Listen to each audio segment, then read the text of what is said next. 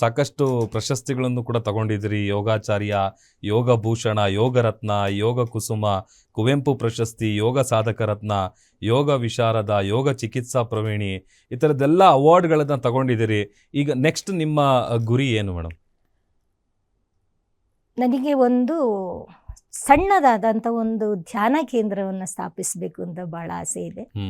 ಯಾಕಂದರೆ ನಾವು ಚಿಕ್ಕನಿಂದನೇ ಈ ಪ್ರೊಫೆಷನ್ಗೆ ನನ್ನನ್ನು ಈ ಒಂದು ಸೃಷ್ಟಿಯಲ್ಲಿ ಕಳಿಸಿದೆ ಅಂತಂದರೆ ನನ್ನಿಂದ ಈ ಜಗತ್ತಿಗೆ ಏನೋ ಒಂದು ಬೇಕಾಗಿದೆ, ಕೊಡುಗೆ ಕೊಡಲೇಬೇಕು ನಾವು. ಯಾಕಂದರೆ ನಾನಿವತ್ತು ಹೇಳದ ಹಾಗೆ ಅಂಥ ಒಂದು ಫ್ಯಾಮಿಲಿಯಿಂದ ಬಂದ್ರೂ ಇವತ್ತು ನಾನು ಇಲ್ಲಿ ಕೂತಿದ್ದೀನಿ ಅಂತಂದರೆ ಅದಕ್ಕೆ ನಾವೇನೋ ಒಂದು ಕೊಡಲೇಬೇಕು. ಅದಕ್ಕೆ ಒಂದು ಚಿಕ್ಕದಾದಂಥ ಒಂದು ಧ್ಯಾನ ಕೇಂದ್ರವನ್ನು ಮಾಡುವಂಥ ಒಂದು ಉತ್ಸಾಹ ಇದೆ.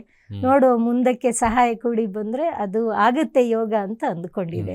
ಆಮೇಲೆ ಎಷ್ಟು ಜನ ಮಕ್ಕಳು ಬರ್ತಾರೆ ಮೇಡಮ್? ಮಕ್ಕಳು ಈಗ ಯಾಕಂದರೆ ಯೋಗ ಅಂದರೆ ಅದಕ್ಕೆ ಏಜ್ ಲಿಮಿಟ್ ಇಲ್ಲ, ಇಂತಿಷ್ಟೇ ಏಜ್ ಅವ್ರು ಮಾಡ್ಬೇಕಂತೇನಿಲ್ಲ. ಚಿಕ್ಕ ಮಕ್ಕಳಿಂದ ಹಿಡಿದು ವಯಸ್ಸಾಗಿರೋರ್ವರೆಗೂ ಕೂಡ ಎಲ್ಲರೂ ಇಷ್ಟಪಟ್ಟು ಮಾಡುವಂಥ ಒಂದು ಯೋಗ ಅದು. ಎಷ್ಟು ಜನ ಬರ್ತಾರೆ ಸರ್?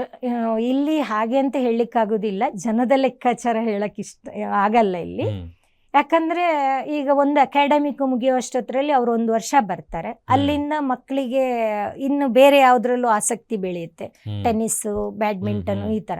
ಅಲ್ಲೊಂದು ಸ್ವಲ್ಪ ದಿನ ಹೋಗ್ತಾರೆ, ತಿರ್ಗಾ ಬರ್ತಾರೆ, ತಿರ್ಗಾ ಯೋಗಾಭ್ಯಾಸಕ್ಕೆ ಬರ್ತಾರೆ. ಈ ಥರ ರುಟೀನ್ ಆಗಿ ಬರ್ತಾನೆ ಇರ್ತಾರೆ. ಅಂದರೆ ಎವ್ರಿಡೇ ಕ್ಲಾಸಸ್ ಇರುತ್ತೆ ಮೇಡಮ್? ಹೌದು, ಎವ್ರಿಡೇ ಕ್ಲಾಸಸ್ ಇರುತ್ತೆ. ಕೆಲವು ಮಕ್ಕಳಿಗೆ ಬರೋದಕ್ಕೆ ಆಗೋದಿಲ್ಲ, ಅವಾಗ ದಿನ ಬಿಟ್ಟು ದಿನ ಕ್ಲಾಸ್ ತಗೊಳ್ತಾರೆ. ಅವರಿಗೆ ಸ್ಪರ್ಧೆಗಳಲ್ಲಿ ಭಾಗವಹಿಸಬೇಕು ಅಂತಂದರೆ ಆ ಸ್ಪರ್ಧೆಗೂ ನಾವು ಅವ್ರನ್ನ ಪ್ರಿಪೇರ್ ಮಾಡ್ತೀವಿ, ಕರ್ಕೊಂಡು ಹೋಗ್ತೀವಿ ಸ್ಪರ್ಧೆಗೆ. ನಾನು ಜೂರಿಯಾಗಿನೂ ಕೆಲಸ ಮಾಡ್ತೀನಿ. ಹಾಯ್, ರಾಷ್ಟ್ರೀಯ ಅಂತಾರಾಷ್ಟ್ರೀಯ ಮಟ್ಟದಲ್ಲಿ ಒಂದು ಜೂರಿಯಾಗಿ ಕೆಲಸ ಮಾಡಿದ್ದೀನಿ. ಈ ಟ್ರ್ಯಾಕ್ಸ್ ಇಂಟರ್ನ್ಯಾಷನಲ್ ಅಂತ ಮಾಡ್ತಾರೆ, ಇದರಲ್ಲೂ 3 ಸಲ ಹೋಗಿ ನಾನು ಒಂದು ಜೂರಿಯಾಗಿ ಕೆಲಸ ಮಾಡಿದ್ದೀನಿ ಅಲ್ಲಿ. ಹಾಗೆ ಮಕ್ಕಳಿಗೆ ಒಂಥರ ಖುಷಿ ಆ ಥರ. ಅವ್ರಿಗೆ ಏನಂತಂದರೆ ಅವ್ರಿಗೆ ಗೊತ್ತಿರೋದಿಲ್ಲ, ನನಗೆ ಮಾನಸಿಕವಾಗಿಯೂ ಇದರಿಂದ ಹೆಲ್ಪ್ ಆಗುತ್ತೆ ಅಂತ ಗೊತ್ತಿರಲ್ಲ. ಬಟ್ ಏನು ಆಸನಗಳು ಮಾಡ್ತಾರೆ ಅವುಗಳನ್ನ ಎಂಜಾಯ್ ಮಾಡ್ಕೊಂಡು ಮಾಡ್ತಾರೆ. ಅವಾಗ ನಿಮಗೆ ದೇಹ ಮನಸ್ಸು ಎರಡೂ ಅವರಿಗೆ ಸಬಲ ಆಗ್ತಾ ಇರುತ್ತೆ. ಆಮೇಲೆ ಕಾರ್ಯಕ್ರಮದ ಕೊನೆ ಹಂತಕ್ಕೆ ಬರ್ತಾ ಇದೀವಿ ನಾವು. ನೀವು ಸಾಕಷ್ಟು ಕ್ಷೇತ್ರ ಅಂದರೆ ಈ ಯೋಗದ ವಿಚಾರಕ್ಕೆ ಸಂಬಂಧಪಟ್ಟಂತೆ, ಆಮೇಲೆ ನಿಮ್ಮ ಕನಸು ಕೂಡ ಹೇಳ್ತಾ ಇದ್ರಿ ಒಂದು ಪುಟ್ಟ ಧ್ಯಾನ ಕೇಂದ್ರ ಮಾಡಬೇಕು ಅಂತ. ಆದಷ್ಟು ಬೇಗ ಅದು ನೆರವೇರಲಿ. ಕೊನೆಯದಾಗಿ ಏನು ಹೇಳಕ್ಕೆ ಇಷ್ಟಪಡ್ತೀರಾ ಮೇಡಮ್?